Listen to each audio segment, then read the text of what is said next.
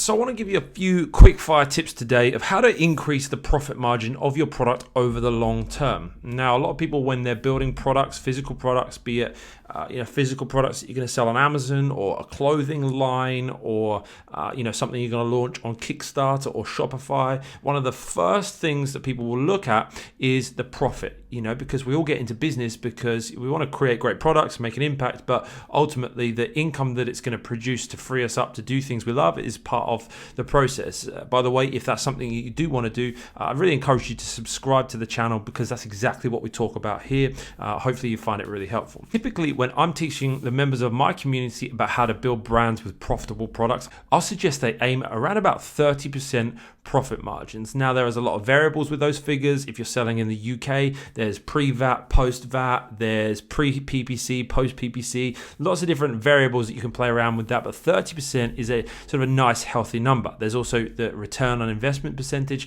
which I generally aim to be at least 100% or higher if possible. The higher that is, the quicker you're going to be able to turn around the investment money you put in, and the quicker you'll be able to grow the business. But one of the things I see people get disheartened about is when they find products that I think is a great opportunity, but the profit margin is just a little bit lower than they'd like. And what they've done is they've gone and got a price from a supplier. They've looked at what the current market's doing. They've looked at the current demand numbers from Amazon, and they're basing it on a static view of the market, a static view of the numbers. But what I really want to encourage you to do is take a long-term look at your profit opportunity. Because for me, if I see a product opportunity that's got a lot of legs in it, a lot of mileage in it, but the profit margins right now, based on the current metrics that I have, are only 15 to 20%, it doesn't mean I'm going to immediately discount it, because there are future opportunities. So today we're going to look at 6 profit percentage points. Try saying that after you've had a few shandies. Points that are going to increase your profit percentage over the long haul. Your first profit percentage point is your organic ranking. When you first launch a product, you're going to have a position within the Amazon search results for a number of different keywords, but that's going to be relatively low to begin with until you begin to get some sales velocity. Sales velocity is going to give you visibility by ranking your product in the search results for certain keywords.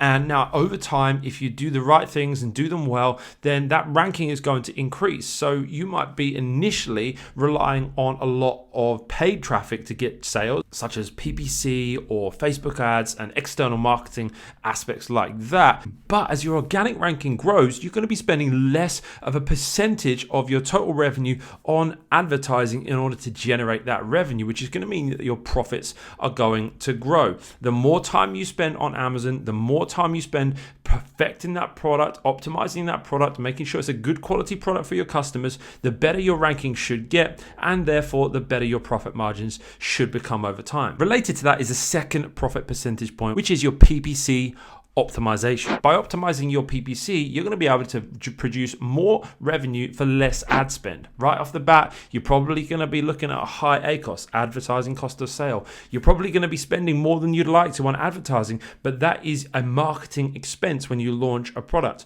Once that product is established, once your PPC campaigns have optimized, once you've got more optimization on your listings so that those traffic that you're sending to your listing converts better, all of those metrics are going to combine to create a better profit margin for you. It's going to take time, and that's why I say to people, don't just look at the metrics right now. Think about what it can be in 6 months' time, a year's time, when you've improved all of those areas. So that's number 2. Third profit percentage point for today is reviews. Of course, reviews are essential in the Amazon ecosystem, and the more reviews you get, but also the better reviews you get, the more profit you're going to make. And the main reason for this is it's because it's going to improve your conversion rate. Often it's going to mean you can charge higher prices, creating more margin, but also more of the people that come to your page are going to buy. That means that the traffic that you send is going to become more affordable. It's going to mean that your marketing efforts off of Amazon are going to be more effective, and overall you're going to make more profit.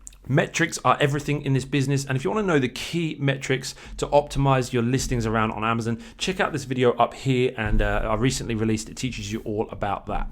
Profit percentage point number 4 is a unit cost decrease. Now, if you are ordering 200 to 500, let's say, units on your first order of a private labeled product, then there is opportunity down the line to order a larger amount of stock. If you're selling in a market that's going to generate you 300 to 500 sales a month, that inventory is going to be sold pretty quickly, and so it's going to mean you're going to reinvest into some more inventory. If you're wise, if you've got the ability to invest, you're probably going to get maybe 1,000, 1,500 units because it's selling well. And in this business, time is your best friend, because what time is going to give you is numbers, is analytics. And so once you've been selling a product for, say, 6 to 12 months, you're going to see some really clear trends. You might sell 300 units, give or take 50, every single month right through the year. Or if you've got a seasonal product, you might sell 300 units a month every month, and then all of a sudden at one point in the year goes up to 1,000 units in that month. Once you've been selling for an amount of time, you know those trends and you know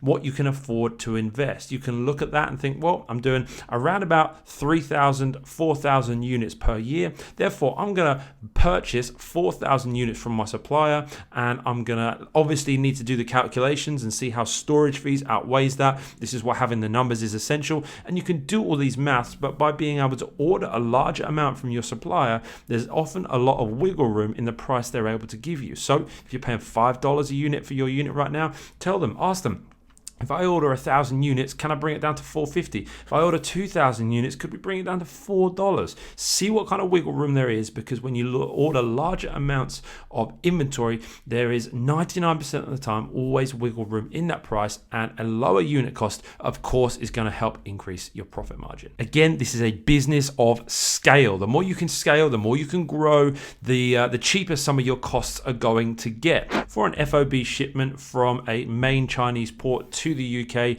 the first 3 cubic meters is £300, roughly there or thereabouts, no matter how much inventory you place into that shipment. So if you send half a cubic meter, 1 cubic meter, 1.5, you're still paying that £300. So in order to decrease your per unit shipping cost, you want to max out that space. So again, if you've got a small item and you're shipping it by sea, then you're going to need to order a lot of them to really maximize that per unit cost potential. Then when you get to the next level of that scale, once you get up to sort of 20, 30 cubic meters of shipments, then you can actually begin to look at a full container load, which again is going to bring your per unit shipping cost down. So the more the product grows, the more marketplaces you expand into, the more marketing you do, it's going to result in some decreased costs as well across the board, like your shipping unit cost. And then finally, number 6, which is a really, really exciting one, and that is the growth of Amazon year on year. And now e-commerce and Amazon are both growing at incredible rates. They continue to go on that upward curve and show no signs of stopping. And one of the most exciting things for me is to know that with a product that's doing £10,000 a month in a marketplace at the moment, in 5 years' time, that could be £20,000 or £30,000 per month. This is aside from launching other products or going into other marketplaces or doing external marketing, aside from those things, just because of the growth of e-commerce and the Amazon platform, then the opportunity is there to see a continual growth in the income of those products. So the next time you're doing product research and you're frustrated by a great product opportunity in many areas, but it's not as much profit as you'd like, consider these 6 steps. If you're already selling a product, consider those as well to increase your profit over the long term. And just know that the future is bright. This whole e-commerce thing, this whole Amazon FBA thing has a whole load of yards to run yet. The e-commerce trend is trending very much upwards. The amount of money spent on e-commerce platforms is due to double in the next few years. And so it's a great time to be in this market. If you've not started yet, it's a great time to get started as well. If you want some more inspiration about short-term versus long-term and building towards something for the long term, in which there's so much more opportunity than just a short-term mindset, and check out this video here where I talk about there's 2 ways you can earn on Amazon FBA. There's the short-term way, which is still good, but there's also the long-term way, which is really, really exciting. Let me know any questions you have below. Hit that thumbs up button if you have liked the video, and if you're not already, I'd love it if you subscribe to the channel, and I'll see you in the next one.